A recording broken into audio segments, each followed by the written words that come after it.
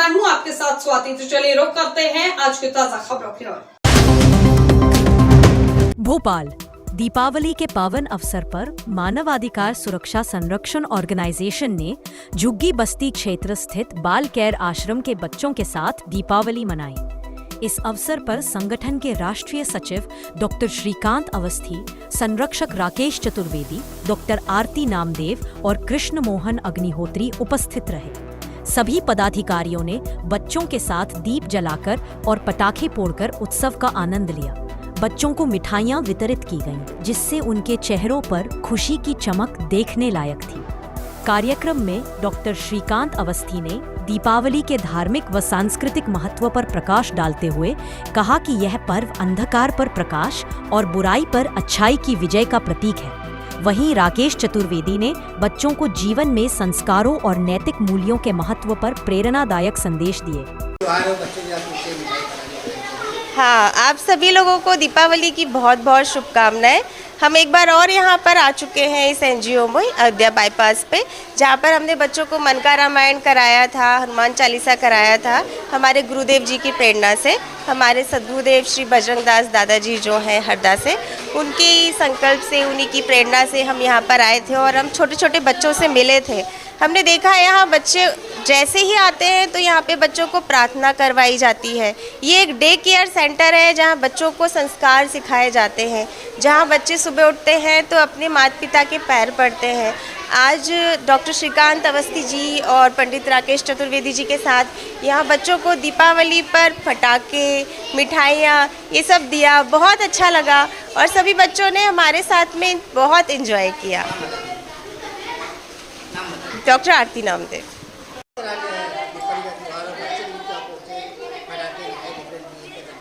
सबसे पहले सभी देशवासियों को हमारा दीपावली की बहुत बहुत शुभकामनाएं। सभी को जय श्री राधे श्याम, जय श्री राम। आज हम सभी लोग जब घरों में खुशियां मनाते हैं तो आज मेरे मन में ऐसे भाव आए कि हम ना क्यों मन में ऐसा बनाया भाव कि मैं इन बच्चों के साथ जा कर के दीपावली मनाएं, क्योंकि कहीं ना कहीं हम लोग जब खुशियां मनाते हैं, सबसे बड़ी पूजा, सबसे बड़ी खुशियां तब होती हैं जब इन बच्चों के साथ हम जब कोई त्यौहार मनाते हैं, जब इनको खुशी मिलती है तो सच्चे मन में हमारे अंदर जो आत्मा जो है उसको बहुत ही अच्छा महसूस होता है और खुशी महसूस होती है। और हम सभी को, हमारा क्या, हम सभी को यहाँ आकर के इस प्रकार से जो है अपने जब भी कोई खुशी हो, बर्थडे हो या मैरिज एनिवर्सरी हो या कोई त्यौहार हो, तो जहाँ बच्चों के पास खाने के लिए नहीं होता है, जहाँ बच्चों के पढ़ाई के लिए धन नहीं होता है, तो जो व्यक्ति सक्षम है वहाँ जाकर के उनके बीच में अगर मनाता है तो मुझे लगता है यही नर सेवा है, यही नारायण सेवा है। मेरा नाम डॉक्टर श्रीकांत अवस्थी, मानव अधिकार सुरक्षा एवं संरक्षण ऑर्गेनाइजेशन, राष्ट्रीय सचिव।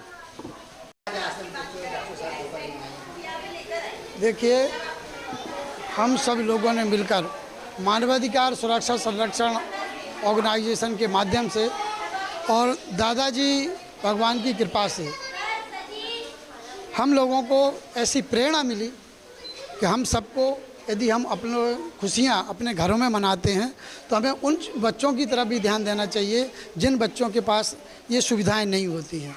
तो आज हम लोगों ने यहाँ पर जो पिछड़ी बस्ती है जो है, इस बस्ती के जो बच्चे हैं, इन बच्चों के बीच में आकर यहाँ पर दीपावली का कार्यक्रम इनके बीच में रखा। इन बच्चों के साथ में इनसे ये जाना कि आखिर त्यौहार कैसे मनाना चाहिए, और बच्चों ने बताया कि दीपावली हम किस तरीके से मनाते हैं, कैसे मनाना चाहिए। परंतु उनकी सुविधाएं ना होने के कारण भी वो अपनी खुशियां जो है दबा के रह जाती हैं।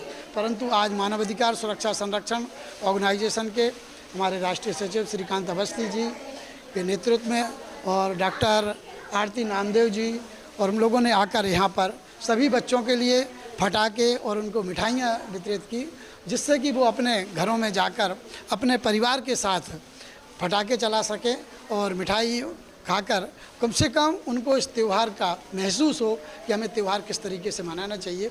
और मैं लोगों से आह्वान करूँगा कि इस तरीके से, क्योंकि देखिए बहुत कम परसेंट ऐसे लोग होते हैं कि जिनके पास ये सुविधाएं नहीं होती हैं, परंतु वो बहुत ज़्यादा संख्या में हैं जिनके पास सब सुविधाएं होते हुए भी हम केवल ये सोचते नहीं हैं कि हमें उन बच्चों के बीच में जाके, ऐसे परिवारों के बीच में जाके और त्यौहार मनाना चाहिए। तो मैं ऐसे परिवारों से आह्वान करता हूँ और दादाजी भगवान की सब पर कृपा बनी रहे और इनके आह्वान से ही माने हम लोग निकल के आएँ और ऐसे बच्चों के बीच में जाकर यदि त्यौहार मनाएंगे ना तो इन बच्चों को देखिए, इन बच्चों को संस्कार कब मिलेंगे?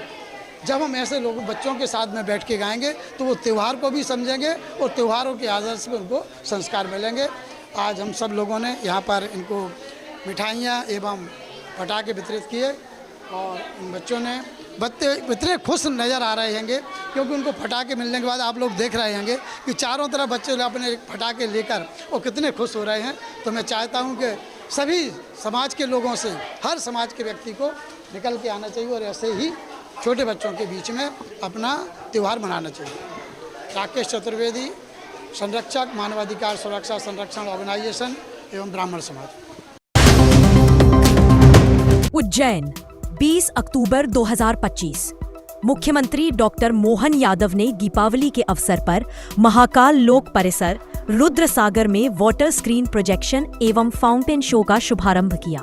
स्मार्ट सिटी प्रोजेक्ट के तहत मध्य प्रदेश पर्यटन विकास निगम द्वारा 18 करोड़ 7 लाख रुपए की लागत से तैयार इस लेजर एंड साउंड शो में भगवान श्री महाकालेश्वर, मोक्षदायिनी शिप्रा नदी और अवंतिका नगरी की गौरव गाथा को अद्भुत रूप में प्रस्तुत किया गया है। लगभग 25 मिनट का यह शो दर्शकों को उज्जैन की ऐतिहासिक और धार्मिक धरोहर से परिचित कराएगा। कार्यक्रम में मुख्यमंत्री ने श्री अन्न लड्डू प्रसादम मिलेट अन्न से निर्मित एवं महाकाल बैंड का भी शुभारंभ किया। यादव ने दीपदान कर महाकाल लोक परिसर को आलोकित किया और कहा कि प्रधानमंत्री नरेंद्र मोदी के नेतृत्व में श्री महाकाल के आशीर्वाद से देश निरंतर प्रगति कर रहा है।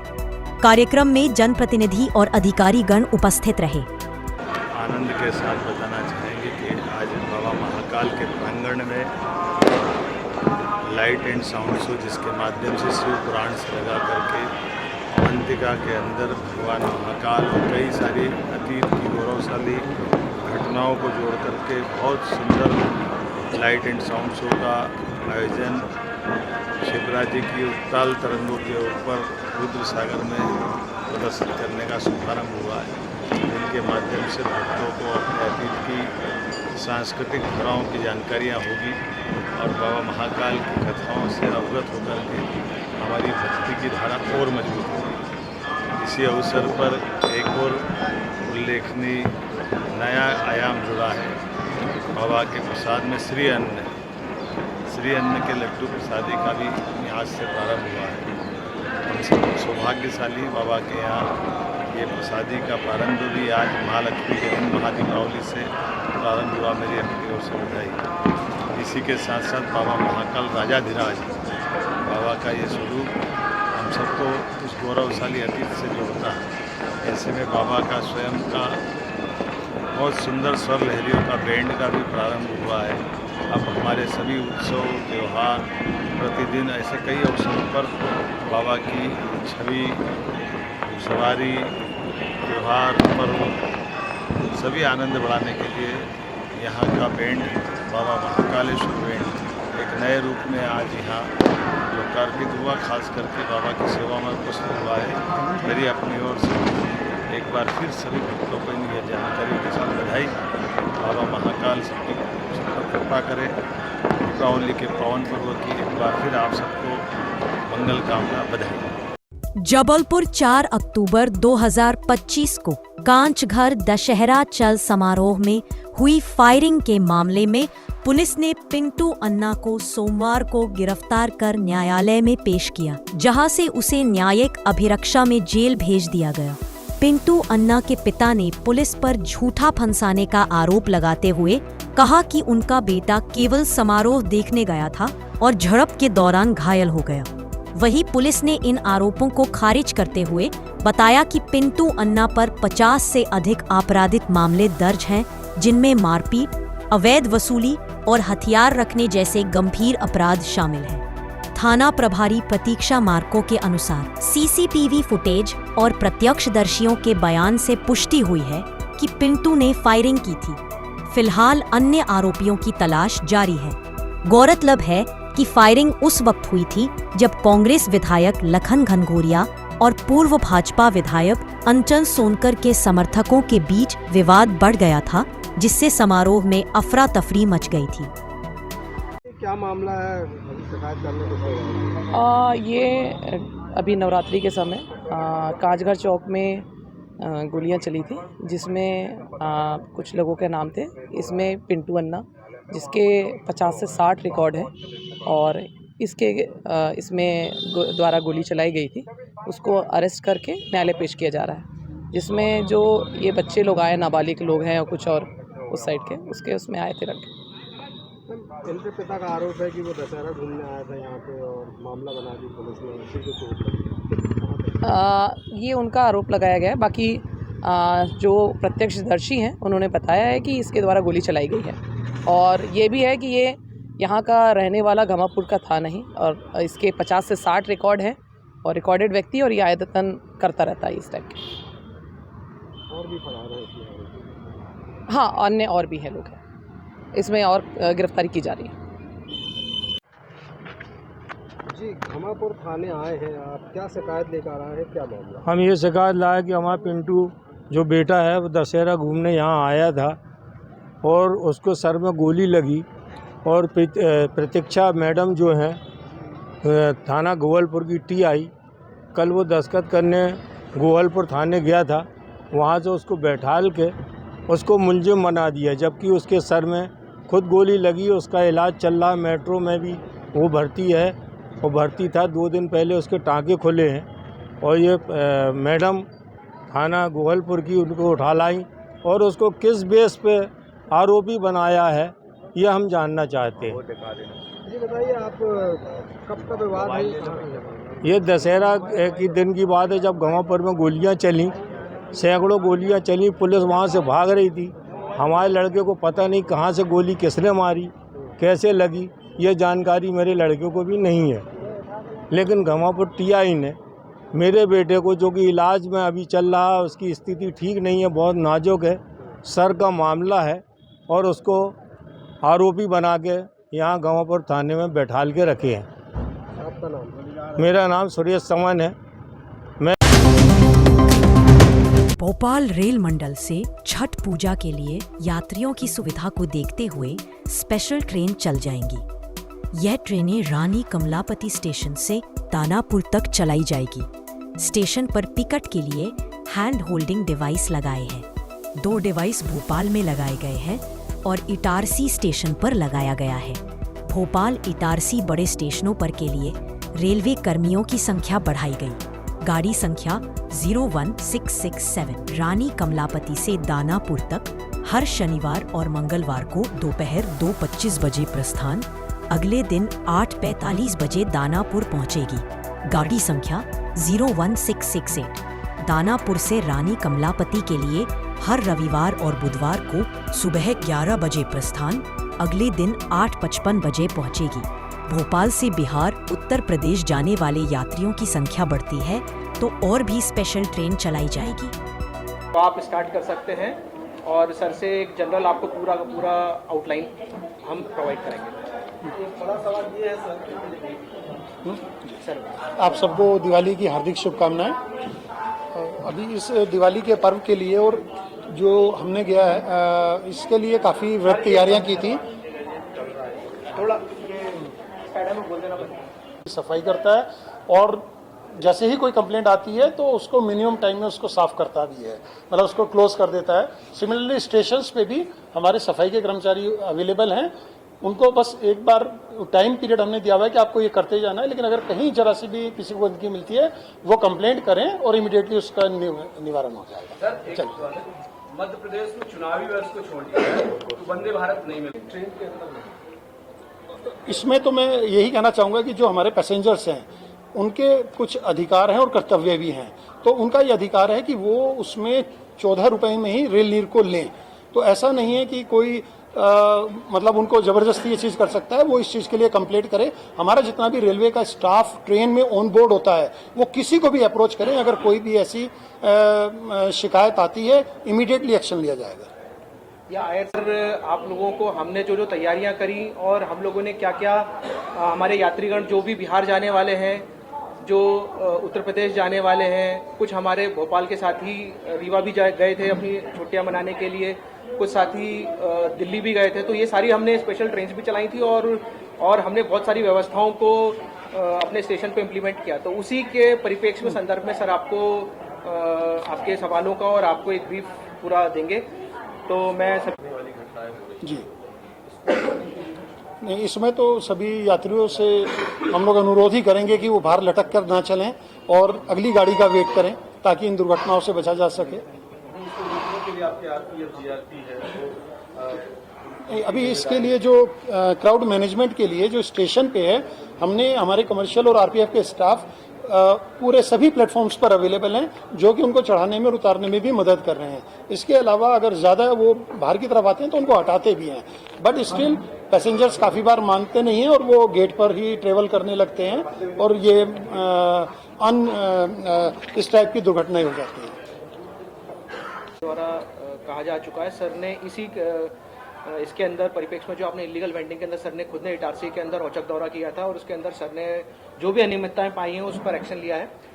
साथ ही हम लोगों ने 15 दिन की जो स्पेशल ड्राइव है आरपीएफ, कमर्शियल और जीआरपी की हमारी इटारसी बीना भोपाल के अंदर चल रही है, जिसमें इलीगल हॉकर्स पे विशेष ध्यान दिया जा रहा है और ऊपर से भी डायरेक्शन है और हम लोग लगातार इसके अंदर इलीगल वेंडर के अंदर कार्रवाई हमारी बिल्कुल सतत रहेगी। और सर के निर्देशन में सभी तीनों डिपार्टमेंट को, चाहे जीआरपी हो गया, आरपीएफ हो गई और कमर्शियल हो गया, सारे एक्टिव हैं। इसमें मैं आपको बताना चाहूँगा कि जो रेल मदद में कंप्लेंट आती है, ये बड़ा अच्छा टूल है। जब हम इसको एनालाइज करते हैं तो ये दोनों प्रॉब्लम्स अभी पिछले कुछ टाइम में वहाँ पर कम हुई है। मैं ये नहीं कहता कि पूरी खत्म हो गई है, लेकिन इनमें जरूर कमी आई है और हम प्रयास करते रहेंगे कि इन चीज़ों को बिल्कुल एकदम मिनिमाइज करें या नील पर लेकर। स्टेशन पे बकायदा लिखा रहता था कि अगर कोई परेशानी है, खासतौर पर अगर टॉयलेट की बात करें, वर्ल्ड क्लास स्टेशन है, आप यही देख सकते हैं टॉयलेट की क्या स्थिति जी। पूरे भोपाल डिवीजन में जितने भी रेल मंडल आते हैं, त्यौहार के समय पॉपुलेशन लगातार यहाँ पर बढ़ेगी, रेल यात्री आएंगे। और इसके अलावा अगर किसी को कोई परेशानी है जो ज्यादा पढ़ा लिखा व्यक्ति नहीं है, पहले हम देखते थे जगह जगह नंबर और जानकारी लिखी रहती है कि अगर आपको कोई परेशानी है उन नंबर पर आप सूचित कर सकते हैं। तो इसके लिए कोई व्यवस्था बनाई है क्योंकि आप वर्ल्ड क्लास स्टेशन में बैठे हैं, इसको रेल का सबसे अच्छा स्टेशन कहा जाता है, वहाँ ही साफ सफाई नहीं है।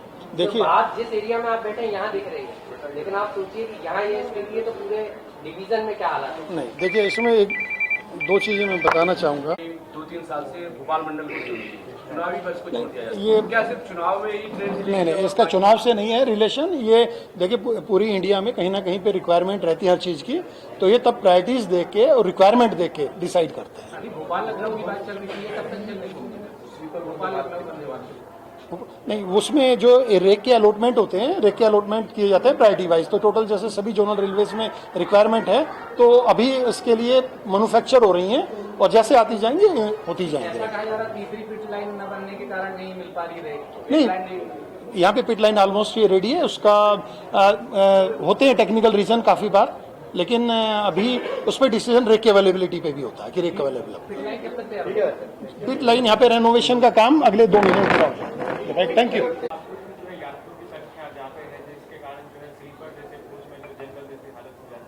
तो क्या लगता है इसको लेकर के आप लोग और क्या प्लान कर रहे हैं, क्योंकि स्पेशल ट्रेन तो चल रही है लेकिन भीड़ तो कम नहीं होना। जी नहीं, इसके हम जो एक स्पेशल ट्रेन चलाने का एक डिसीजन लेते हैं, वो बेस्ड ऑन दी जो नंबर ऑफ वेटिंग लिस्ट होती है उसके हिसाब से करते हैं। तो जैसे ही अगर हमारी वेटिंग लिस्ट बढ़ेगी, अगेन फिर हम और स्पेशल ट्रेन चलाने का डिसीजन लेंगे।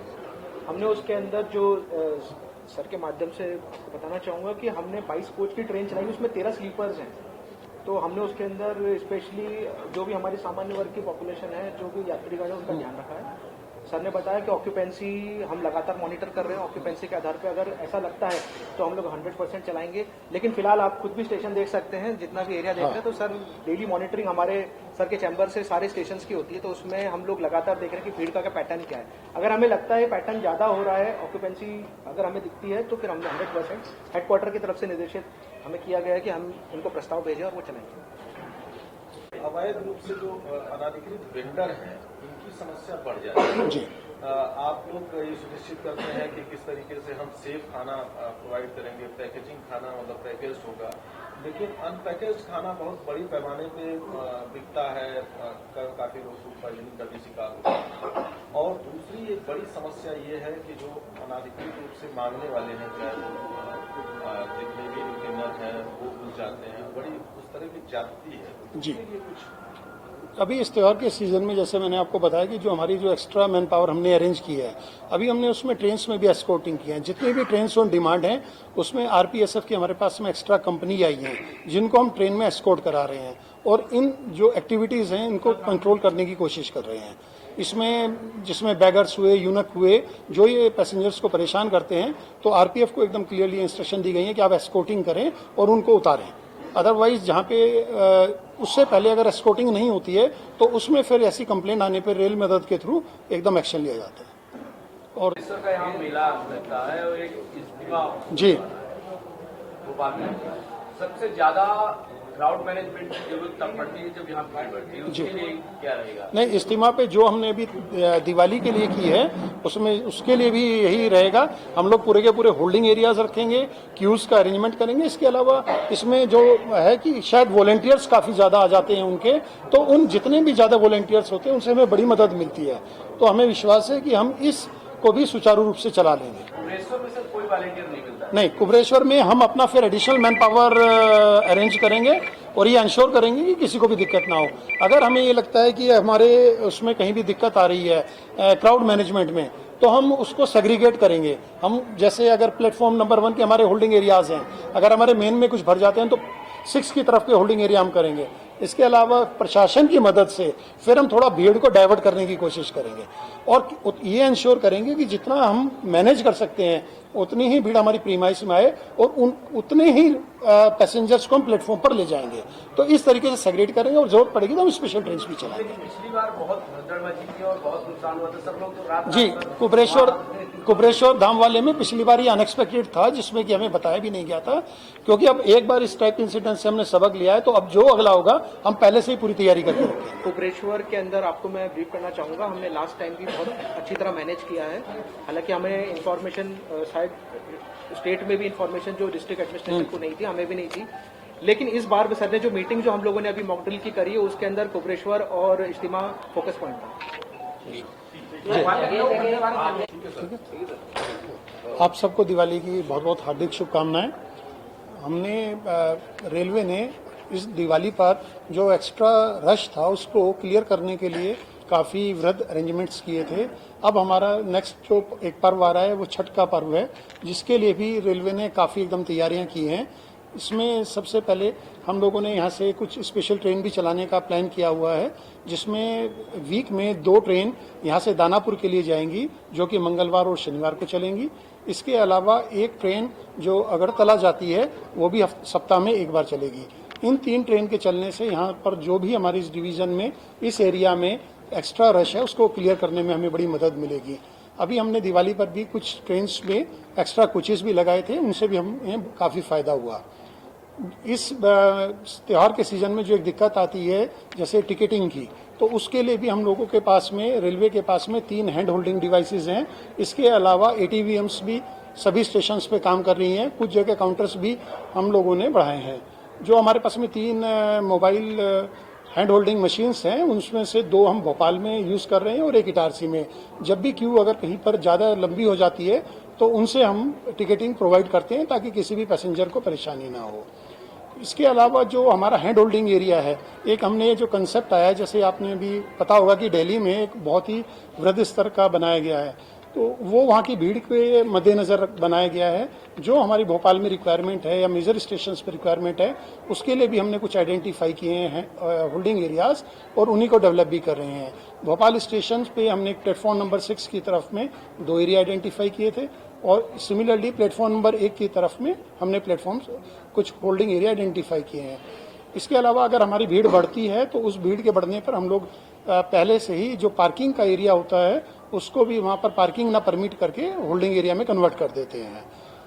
नॉर्मली ये भी देखा गया है कि जो हमारा रिजर्व पैसेंजर है उसको उस टाइम पे काफ़ी ज़्यादा दिक्कत होती है। तो इस बार इस बात का भी एक विशेष प्रबंध किया गया कि जो हमारा होल्डिंग एरिया है उसमें हम 2 डिफरेंट कंपार्टमेंट्स या 2 डिफरेंट क्यूज बनाएं, जिसमें एक रिजर्व के लिए रहे और एक अनरिजर्व के लिए रहे। उन दोनों के लिए बिल्कुल एकदम सेपरेट क्यूज रखने का प्रावधान रखा गया है। और जो क्यू का मैनेजमेंट है वो पूरा का पूरा हमने एक सेग्रीगेट किया है, जिसमें बल्लियां और रस्सियों से, ताकि किसी को भी दिक्कत ना हो। इसको सुचारू रूप से चलाने के लिए हमारे पास आरपीएफ स्टाफ, कमर्शियल स्टाफ, इसके अलावा जो हमें एडिशनल मैन पावर की ज़रूरत थी वो भी हमने मेजर स्टेशंस पे अरेंज किए हैं, जिसमें भोपाल, इटारसी, आरकेएमपी, बीना, इन सब पर हमारी अतिरिक्त मैन पावर अवेलेबल है ताकि किसी को भी दिक्कत ना रहे। इन सब के साथ साथ जो हमारे पैसेंजर एमिनिटीज़ के आइटम है, हम लोग ये इंश्योर कर रहे हैं कि यहाँ पर पूरा एकदम वाटर की अवेलेबिलिटी रहे। इसके अलावा जो हमारी ट्रेन्स बाहर से आ रही हैं, जो कि अभी हम लोग डेली करीब 40 से 50 के आसपास में ट्रेन ऑन डिमांड, जैसे टीओडी कहते हैं, वो अपनी डिवीजन्स के थ्रू पास हो रही हैं, जिसमें बॉम्बे से आने वाली हैं, दिल्ली से आने वाली हैं। ये सब ट्रेन, इनको भी सुचारू रूप से चलाने के लिए जहाँ जहाँ हमारे वाटरिंग स्टेशन हैं, हम लोग इंश्योर कर रहे हैं कि उन ट्रेन्स में वाटर का समुचित प्रबंध किया जाए ताकि किसी भी यात्री को परेशानी ना हो। Thank you. एक सर, आपका पहला सवाल था कि जी मैम, जो भी व्यक्ति, जो ऐसा व्यक्ति है जो कि मोबाइल से कन्वर्सेंट नहीं है, मोबाइल की समस्या है, तो 139 मेरे बचपन से आज तक वो नंबर चल रहा है। ये 139 नंबर यूनिवर्सल नंबर है और हम सालों से उसके बारे में जानते आ रहे हैं। ये कॉल सेंटर से लिंक नंबर है, आप 139 पे कॉल करें, बाकायदा आपको आईआरसीटीसी कॉल सेंटर से फोन आएगा, वो आपका पिकअप करेगा और 2 इन्फॉर्मेशन की रेल मदद में फेड होती है और वहीं से फिर हम लोग एक्शन लेते हैं। तो ये सारा इंटीग्रेटेड सिस्टम है। सफाई की व्यवस्था की बात है, सफाई 2 वे प्रोसेस है। हम लोग अपनी पूरी ताकत लगा रहे हैं सफाई करने की, लेकिन जनता से भी मेरा अनुरोध है कि वो भी थोड़ा सा इस पे ध्यान दें कि अगर टॉयलेट में जाते हैं तो फ्लश करें, और अगर जो भी प्रेमाइसेस यूज कर रहे हैं, जिस कंडीशन में आपको वो प्रेमाइसेस मिला है उसी कंडीशन में उसको छोड़ने की कोशिश करेंगे तो ये समस्या हम 2 वे प्रोसेस में ठीक कर पाएंगे। हम इसमें कर रहे हैं हमारे